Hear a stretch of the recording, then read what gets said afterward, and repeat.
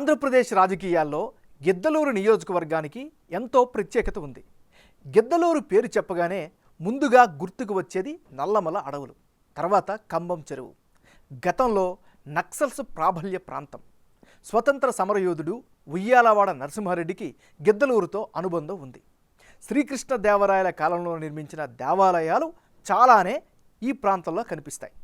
వర్షం పడితే వజ్రాలు కూడా దొరుకుతాయి అన్న ఉద్దేశంతో వజ్రాల వేటకి వెళ్ళే ప్రజలు మనకి ఇక్కడ కనిపిస్తారు. కాపు, రెడ్డి, యాదవ, బలిజ కులస్తులు అధికం. ఆర్మీ ఉద్యోగులు గిద్దలూరు నుంచి అధిక సంఖ్యలో ఉన్నారు. ఇంతటి ప్రాధాన్యం ఉన్న గిద్దలూరు రాజకీయాలు కూడా ఆసక్తికరంగానే సాగుతుంటాయి. ఇక్కడ నేతను జనం నమ్మితే గంపగుత్తగా ఓటు వేస్తారు అనడానికి గత ఎన్నికలే నిదర్శనం. మరి ఈ నియోజకవర్గం ఓటర్ నాడి ఎలా ఉందో తెలుసుకునే ముందు 2019 అసెంబ్లీ ఫలితాలను ఒకసారి చూద్దాం. 2019 ఎన్నికల్లో అన్నా రాంబాబు వర్సెస్ ముత్తముల అశోక్ రెడ్డి, వీళ్ళిద్దరి మధ్య ప్రధానంగా పోటీ జరిగింది. ఆ ఎన్నికల్లో వైసీపీకి ఏకంగా 68% ఓటు షేర్ దక్కింది. తెలుగుదేశం కేవలం 27%కే పరిమితమైంది. ఇతరులకు 5% ఓట్లు దక్కాయి. అంటే 2019 ఎన్నికల్లో వైఎస్ఆర్ కాంగ్రెస్ పార్టీ అభ్యర్థిగా పోటీ చేసిన అన్నా రాంబాబు ఏకంగా 68% ఓటు షేర్ సాధించారు. సీఎం జగన్మోహన్ రెడ్డి 73% ఓట్లు సాధిస్తే ఆ తర్వాత రెండో స్థానంలో నిలిచింది అన్నా రాంబాబే. ఆ స్థాయి సపోర్ట్ వైసీపీకి గిద్దలూరు జనం ఇచ్చారు. టీడీపీకి 27% ఓట్లు మాత్రమే పోలయ్యాయి. ఇక ఇతరులకు 5% ఓట్లు వచ్చాయి.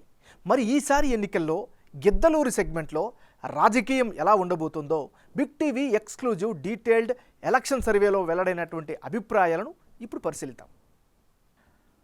వైసీపీ నాయకుడు అన్నా రాంబాబు. అన్నా రాంబాబుకి ఈసారి ఎన్నికల్లో అనుకూలంగా ఉండేటటువంటి అంశాలేమిటో పరిశీలిద్దాం. ముందుగా ఈయన గిద్దలూరులో 100 పడకల హాస్పిటల్ పూర్తి చేయడం ఈయనకి ప్రధానంగా కలిసి వచ్చేటటువంటి అంశంగా చెప్పుకోవచ్చు. మరోవైపు ప్రతి ఊరిలో గ్రామ సచివాలయాన్ని ఏర్పాటు చేశారు. సో ఆ సచివాలయం ద్వారా పురసేవలు అయితే అందిస్తున్నారు. ఇది ఖచ్చితంగా ఆయనకు మరొక ప్లస్ పాయింట్గా చెప్పుకోవచ్చు.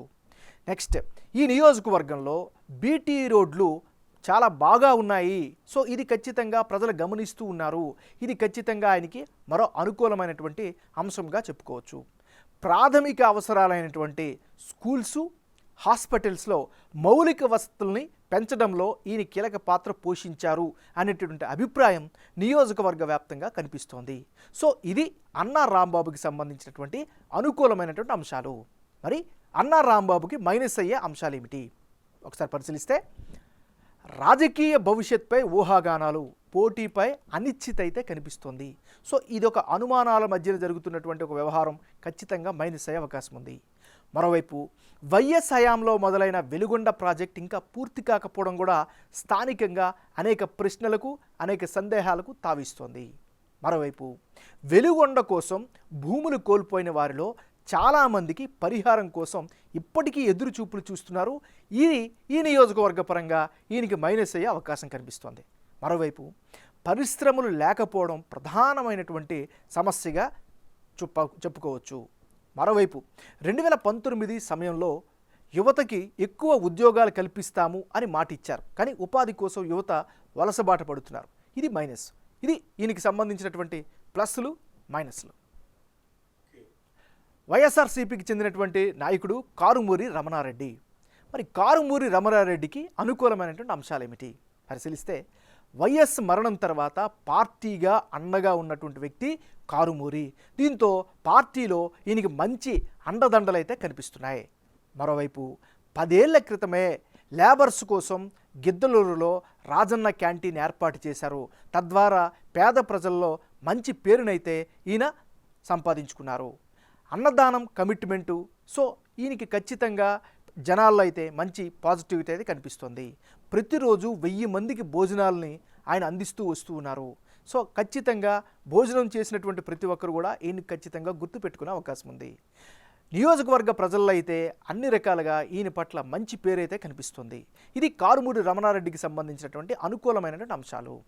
మరి కారుమూరి రమణారెడ్డికి మైనస్ పాయింట్స్ ఏంటి కనుక పరిశీలిస్తే, ప్రధానంగా ఈయన వరకు రాజకీయ అనుభవం లేకపోవడమే ప్రధానమైనటువంటి మైనస్గా కనిపిస్తోంది. ఇది ఈయనకి సంబంధించినటువంటి ప్లస్లు మైనస్లు.